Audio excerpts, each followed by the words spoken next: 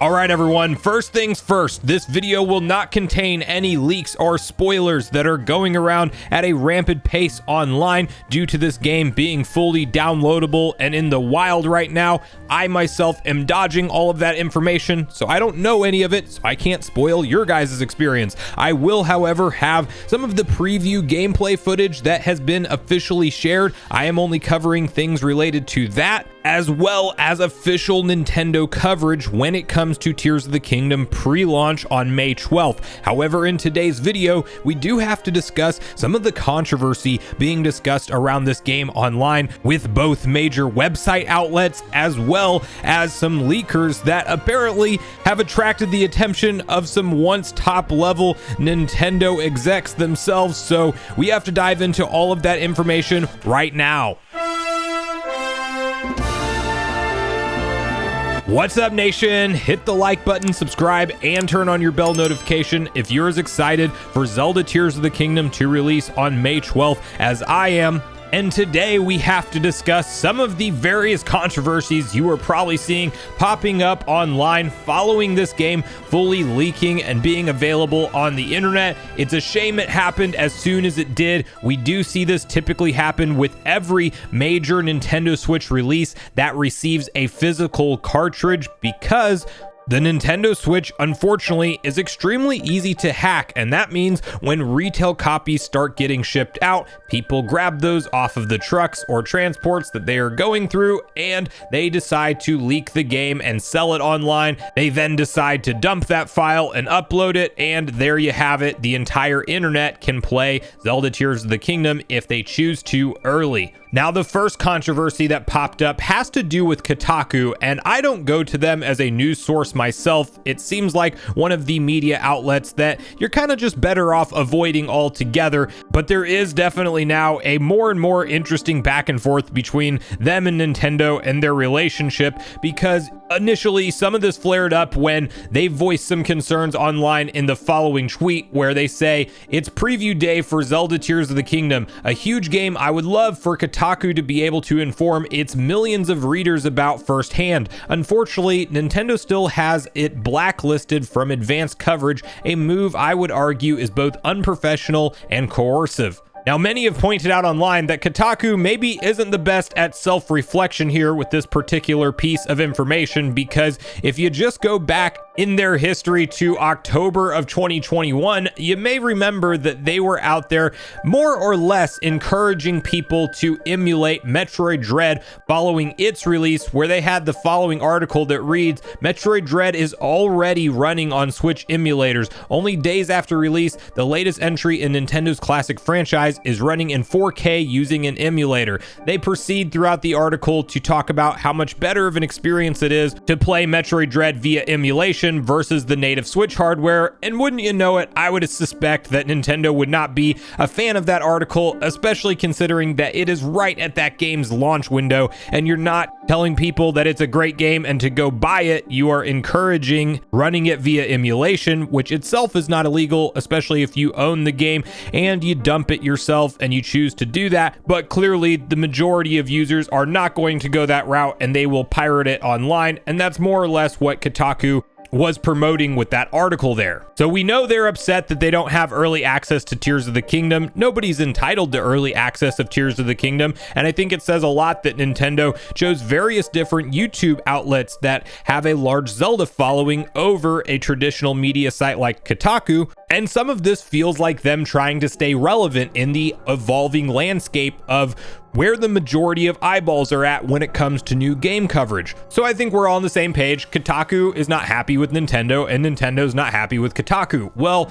if you want to repair that relationship and actually have a shot at getting back into their early preview coverage of certain games, you probably don't want to do these next couple following things that we're going to talk about, where they took to the internet to actually post an article that everything we're learning about Zelda Tears of the Kingdom from the leaks. Early playthroughs of the Nintendo Switch game have revealed a ton of new details, and the point of interest here is that, of course, they took the time to go scour the internet for footage and information from all of the people who are playing this game at this point in time illegally, because the game's not out yet. You can't buy it. and dump the file yourself in a legal fashion. So the pirating of this game is what's taking place right now, and Kotaku straight up reports on it and actually does provide a ton of leaks and spoilers supposedly in this article. I quickly hopped into the article at the very top of the page to screenshot that for you guys. I wouldn't scroll down at all myself. Friend of the channel, Nate over at Nintendo Prime, pointed out that as soon as you scroll down, there's some spoilers, so I dodged those myself for my own information. But sure enough, they are not doing themselves any favors with Nintendo and their relationship over posting an article like that. And if you do look around at the landscape of traditional major media outlets, nobody in an official capacity that is reputable online is reporting on these leaks like they are. So Kotaku kind of outing themselves as somebody who really doesn't care what their relationship is with Nintendo. You then have an employee from them by the name of Luke Plunkett posting this extremely controversial tweet that was then deleted, where he posts a picture of a World War II fighter with Japanese flags and Nazi symbols, and he says, "For the record, this is how I feel about publisher blacklists." Now, there's some debate online on what his intention was with this post, some reading into it as him inciting violence on Japan, and others reading into it as maybe this was a fighter that is representing those as a badge of honor with the amount of planes he took down, which essentially would say like Kotaku treats blacklists as a badge of honor, like they feel proud to be blacklisted by Nintendo. Regardless why you would tweet out this photo in any way, shape, or form and then say, "For the record, that's how you feel about it," it just shows kind of what's going on over there at a management level, that this is what they feel comfortable tweeting out to the masses. And I think that from the top down at this company, some reform is definitely needed, because it's just highly unprofessional. They're never going to repair their relationship with Nintendo doing things like this. And I don't claim that the whole company is full of people who are making bad decisions, but there are clearly some of them still there. And I think that Kotaku really needs to take a hard look in the mirror on their stance on this particular topic. And who would have known Tears of the Kingdom might just be the nail in the coffin for them and Nintendo going forward. Now, to transition to the next controversy that is happening, which really has to do with the leakers themselves that are putting this information out there online, or just people enjoying the game early, where we have Mr. Reggie Fils-Aimé himself replying to somebody who was showing off that they have Tears of the Kingdom early, took a picture of them being able to play it, tweeting it out saying LOL, and then Reggie quoting the classic film Taken, where he says, "I don't know what you want. What I do have are a very particular set of skills I have acquired over a very long career, skills that will make me a nightmare for people like you." Now, interestingly, this person's account has since been entirely deleted. There's some speculation that it may have been due to Twitter's request, which, regardless of how it happened, it's kind of funny that this person felt the need to either go into the dark and delete their Twitter account altogether, or got it taken down. That's the kind of power that Nintendo has to come after people. You don't want to be one of the vocal ones out there advertising that you have the game early and that you're playing it early. It is just playing with fire at the end of the day. We know Nintendo likes to make an example out of people whenever possible. There's currently somebody by the name of Bowser, which is hilarious, the last name, Gary, I believe is his first name, that literally owes Nintendo money for the rest of his life. He will be having his paychecks garnished by 20% from Nintendo, 20 to 30, I think, percent by Nintendo forever. So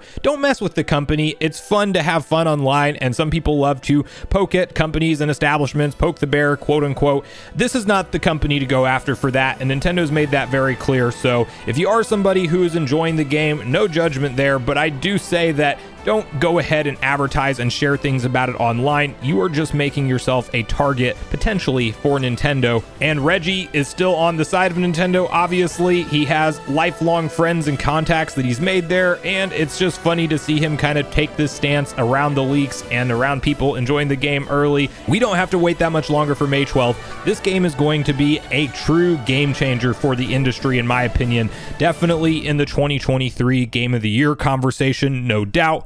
everything we have seen in terms of official promotion from Nintendo looks fantastic. I do still expect that we will get some more TV ads leading into its launch, as well as an official launch trailer from the Nintendo of Japan and Nintendo of America YouTube channels, and we will likely get an accolades trailer saying what reviewers said about it. We will probably also see those reviews drop a day or two before the game is out. We will be covering things like that in official capacity here on the channel, but again, you will not have to worry about seeing any spoilers or leaked footage from the full game being out there and playable. But I really want to hear from you guys at this point in the video, your personal thoughts and opinions on what is transpiring in terms of the controversy with Tears of the Kingdom.